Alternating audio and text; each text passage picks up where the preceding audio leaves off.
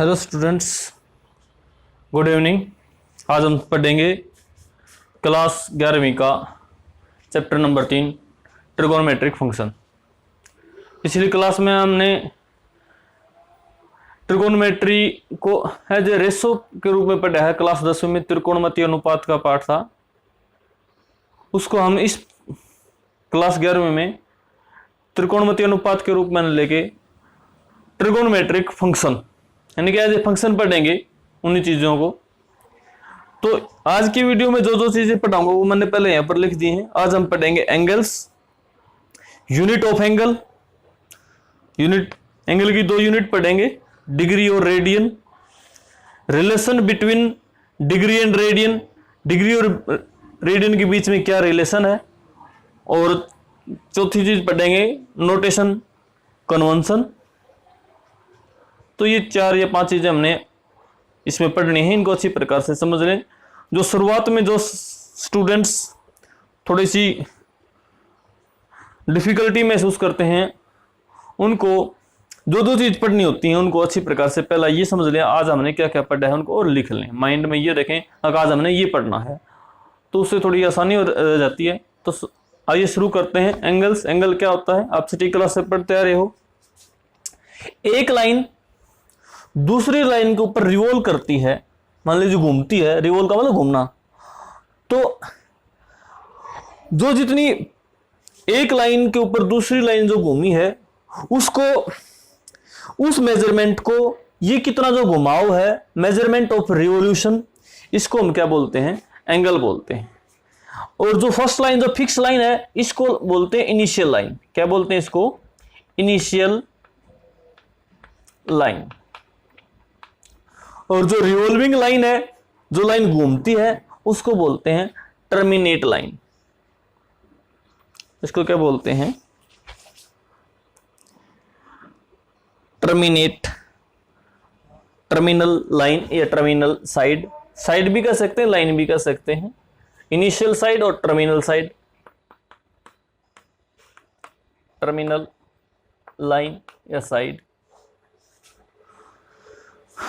तो फर्स्ट चीज हमारी पूरी हुई। एंगल्स क्या होता है? एंगल्स क्या होता है? Measurement of revolution of one line on the other line, यानी कि एक लाइन का दूसरी लाइन पर जो घुमाव की जो माप है, मेजरमेंट ऑफ रिवॉल्यूशन। रिवॉल्यूशन मतलब घुमाव, और मेजरमेंट का मतलब माप।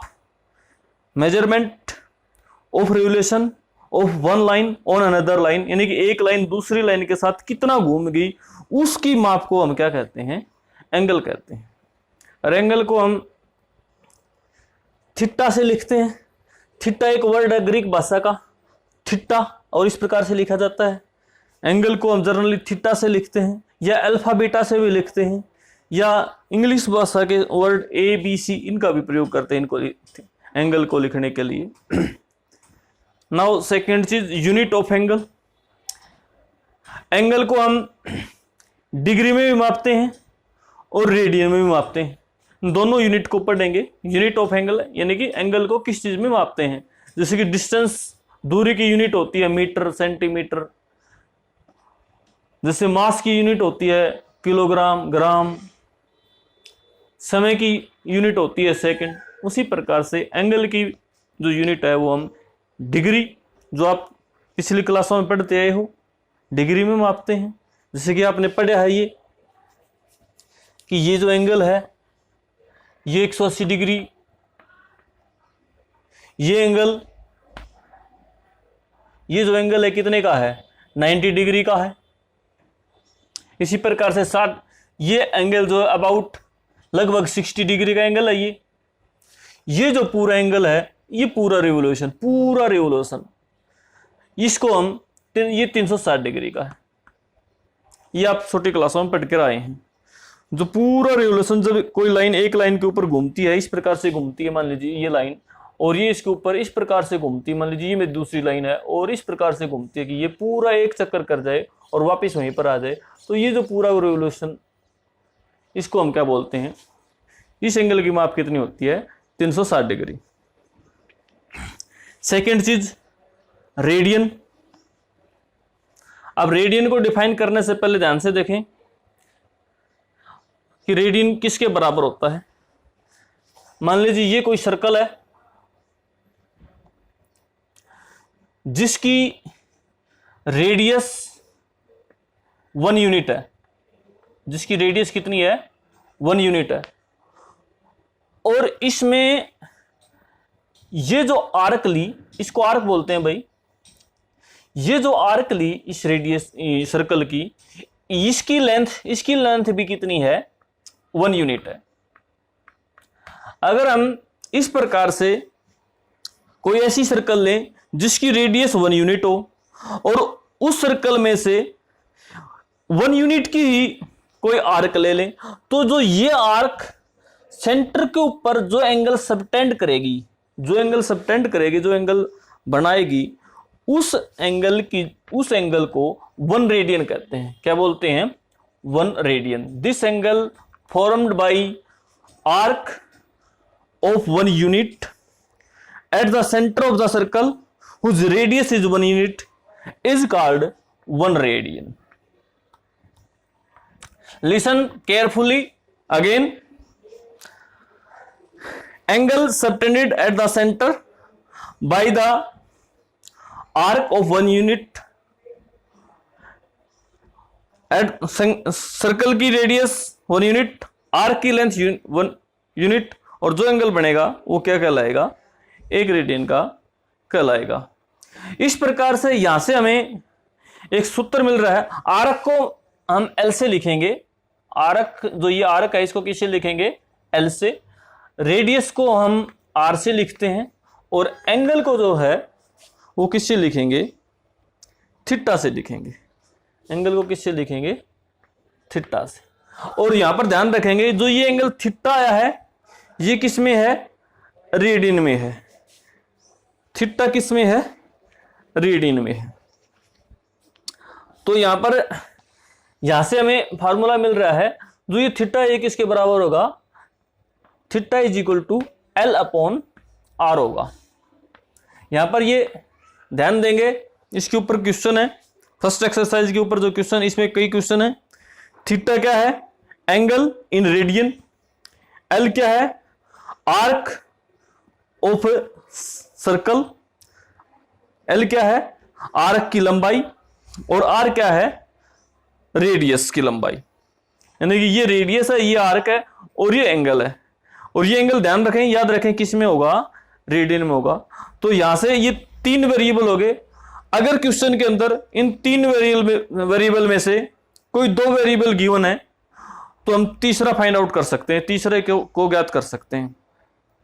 मान लीजिए एल दे दिया, किसी क्वेश्चन में एल दे दिया 5 मीटर और रेडियस दे दी मान लीजिए 10 मीटर, तो हम थीटा निकाल सकते हैं।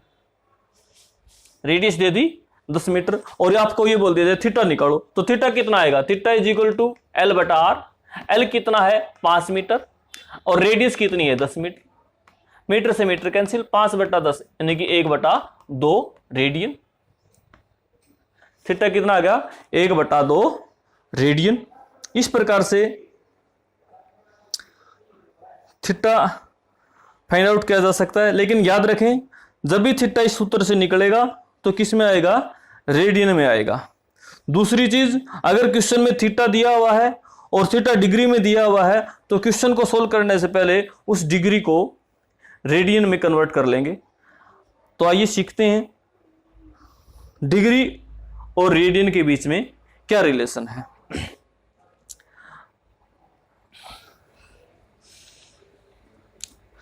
थर्ड चीज, relation between degree and radian.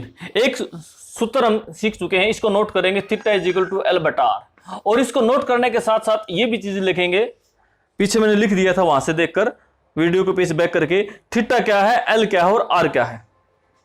Theta angle in radian, angle है रेडियन में, एल आर्क है, आर रेडियस है।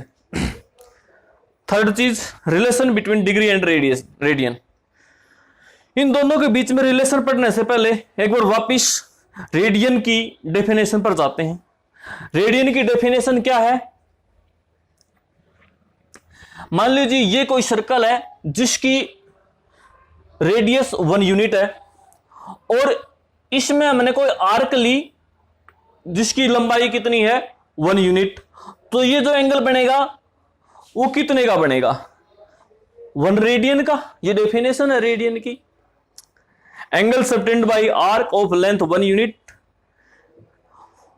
Eight the centre of the circle whose radius is 1 unit is 1 radian. किसी आर्क द्वारा सेंटर पर बनाया गया एंगल 1 रेडियन का होगा यदि सर्कल की रेडियस भी 1 यूनिट है।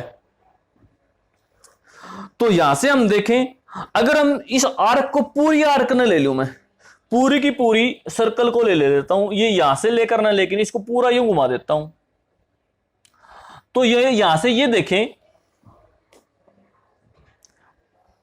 ये पूरा देखें, ये यहां से अगर हम देखें तो ये पूरी लेंथ कितनी होगी, ये पूरी लेंथ कितनी होगी, ये हम क्लास 9वीं और 10वीं में हमने पढ़ा है। सरकमफेरेंस कितनी होगी, ये सरकमफेरेंस का क्या सूत्र होता है, सर्कल वर्थ की परिधि 2 पाई आर, और आर कितनी है 1 यूनिट की, तो ये पूरी कितनी आई 2 पाई। जिस सर्कल की रेडियस 1 यूनिट है उसकी सरकमफेरेंस कितनी आएगी 2 पाई। यदि हम इस पूरी एल को लें तो अब ये जो एंगल यहां पर सबटेंड होगा वो कितना होगा, वो यहां से निकाल सकते हैं, theta is equal to L बटा आर। एल कितना हो गया 2 पाई, यहां से देखो theta is equal to 2 pi, L 2 pi हो गया, आर कितना है 1। और ये हमने कौन सा एंगल निकाल दिया, ये पूरा एंगल निकाल दिया। तो ये जो पूरा एंगल रिवोल्यूशन, पूरा एक जो चक्कर का एंगल जो होया वो कितना होया 2 पाई रेडियन होया। कितना हो गया 2 पाई रेडियन। और डिग्री में आपने इसको पहले पढ़ा है। अब ये पूरा सरकमफेरेंस, ये पूरा एंगल कितना होता है 360 डिग्री का। तो यहां से हमने इन दोनों के बीच में रिलेशन मिल गया, 2 pi is equal to 360 degree. 2 pi radian, 2 pi radian बराबर है 360 डिग्री। यहां से अगर हम इसको दो से काटें दोनों तरफ तो ये आ जाएगा pi radian is equal to, इसको 2 से काटेंगे तो 180 डिग्री। ये हमें रिलेशन मिल गया। इसको अपनी कॉपी में लिखेंगे, याद करेंगे, pi radian is equal to 180 degree. आया कैसे ये भी हमें पता होना चाहिए। Radian theta is equal to L बटा आर। अगर R1 लेंगे तो L कितना आएगा 2 पाई। L की और R की यहां पर वैल्यू रखी तो थीटा कितना मिला 2 पाई। यानी कि ये पूरे चक्कर के द्वारा जो एंगल बना रेडियन में वो कितना बना 2 पाई रेडियन। और डिग्री में ये कितना होता है 360 डिग्री। तो यहां से हम इन दोनों के बीच में यानी कि इसी एंगल को, पूरे एंगल को रेडियन में मापा, रेडियन में ज्ञात करा तो 2 पाई मिला और डिग्री में 360 डिग्री। तो यहां से आपने जो होमवर्क करना है वो पता करना है pi by 2 radian, pi by 2 radian कितनी डिग्री होगा, पाई अपॉन 3 रेडियन ये कितनी डिग्री होगा, और पाई अपॉन 6 रेडियन ये कितनी डिग्री होगा। ये अपनी कॉपी में लिखेंगे और याद करेंगे। पाई बाई 2 ज्ञात करना है, इसको भी 2 से डिवाइड कर दो। पाई अपॉन 3 ज्ञात करना है, पाई को 3 से डिवाइड कर दिया, 180 को भी 3 से डिवाइड कर दो 60 आ जाएगा। पाई अपॉन 6 ज्ञात करना है और एक पाई अपॉन 4 और ये नीचे चलेगा, दिख नहीं रहा होगा। ये 4 चीजें आपने निकालनी है। पाई अपॉन 2 रेडियन कितनी डिग्री होगा, पाई अपॉन 3, पाई अपॉन 6 और pi upon 4। That's all. Okay, आज के लिए इतना ही स्टूडेंट्स, इस काम को करेंगे।